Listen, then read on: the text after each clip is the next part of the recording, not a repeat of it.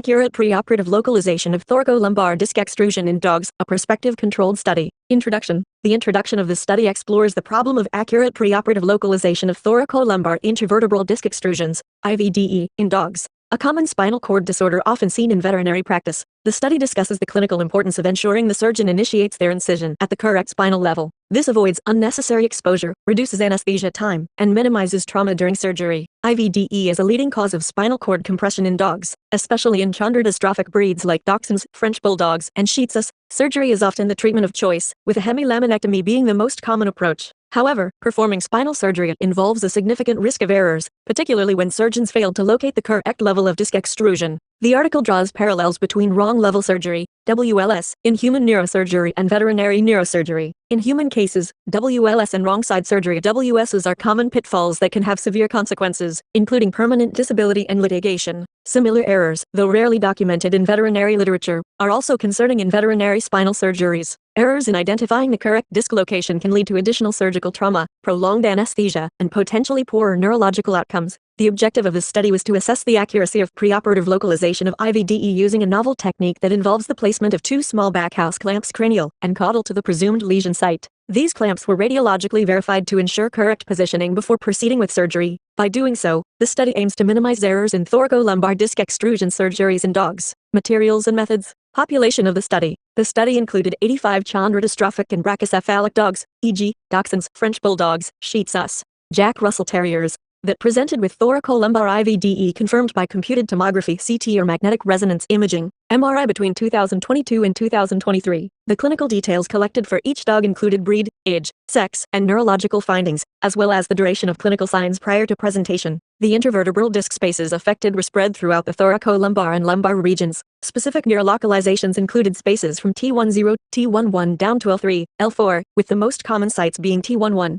T12 and T12, T13. A board-certified neurosurgeon, WMC, and 2 residency-trained surgeons, CO and CY, performed all surgical and neurological localization attempts. Imaging modalities. CT and MRI were the primary imaging techniques used to confirm disc extrusion and spinal cord compression in these cases. CT scanning provides excellent detail on bone structures and the location of calcified disc material, while MRI is more effective for visualizing soft tissues, such as the spinal cord and the extruded disc material. Study protocol. Once the disc extrusion was confirmed on imaging, the dog remained anesthetized, and the surgical team employed a technique using backhouse clamps to preoperatively identify the correct site for surgery. The clamps were placed just cranial and caudal to the suspected disc lesion, using palpable anatomical landmarks such as the dorsal spinous processes and ribs for orientation. A third clamp was used as a control at the wing of the ileum. Once the clamps were in place, a dorsoventral radiograph was taken to verify their positioning. If the surgeon was incorrect in marking the site, they were asked to repeat the process without being informed of how the initial placement was wrong. This cycle was repeated until the correct location was verified radiologically. The number of attempts required to correctly locate the site was recorded for each case. Statistical analysis.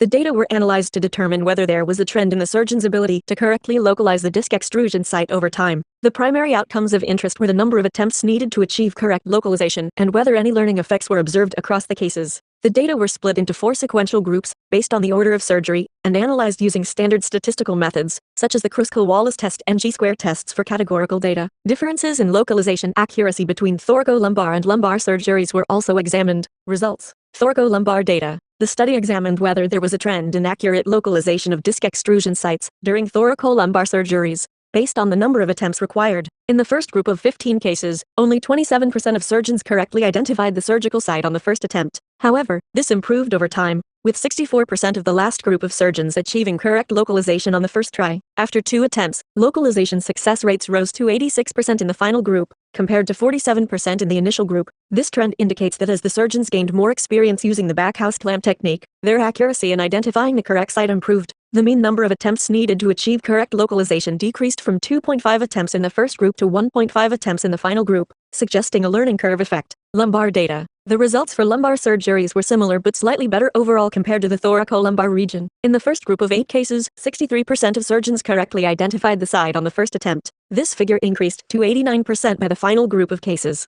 Across all groups, 100% of the lumbar surgeries were correctly localized by the third attempt. The mean number of attempts for lumbar surgeries dropped from 1.5 attempts in the first group to 1.1 attempts in the final group, indicating that lumbar surgeries had fewer localization issues overall, possibly due to better anatomical landmarks in the lumbar region. Discussion. Surgical accuracy and learning effects. The study shows that there is a noticeable learning curve for using the backhouse clamp technique to preoperatively localize the site of disc extrusion. Early in the study, surgeons required more attempts to correctly identify the lesion site, but with experience, the number of attempts decreased and the accuracy improved. This suggests that the technique can be refined with practice, leading to fewer surgical errors over time. One of the key findings is that localization errors were more common in the thoracolumbar region compared to the lumbar spine. This might be due to the greater complexity of the thoracolumbar junction, where anatomical variations in the ribs and spinous processes make palpation more challenging. Additionally, dogs with obesity or unusual anatomical features, such as those seen in brachycephalic breeds, were more prone to localization errors. Implications for surgical practice. One of the most significant implications of this study is that standard palpation techniques using external landmarks, e.g., ribs, dorsal spinous processes, are not entirely reliable for determining the correct incision site in thoracolumbar disc surgeries. These findings emphasize the need for additional verification techniques to reduce the risk of WLS, particularly in complex or high-stakes cases. In human spinal surgery, protocols to prevent WLS include measures such as intraoperative radiographs, site marking, and checklists to ensure the correct site is identified before incision.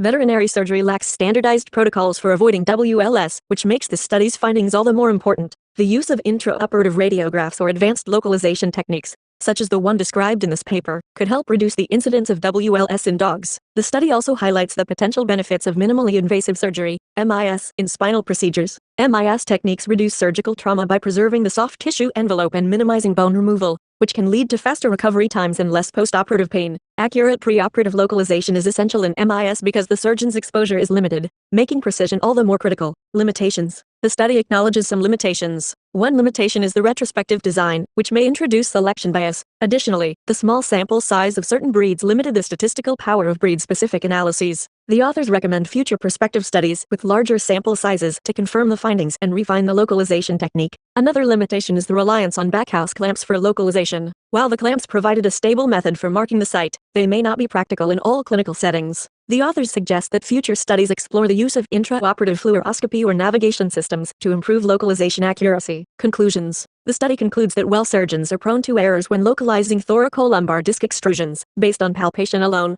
the use of the backhouse clamp technique can improve accuracy over time. The data suggests that the thoracolumbar region presents more challenges for accurate localization than the lumbar region.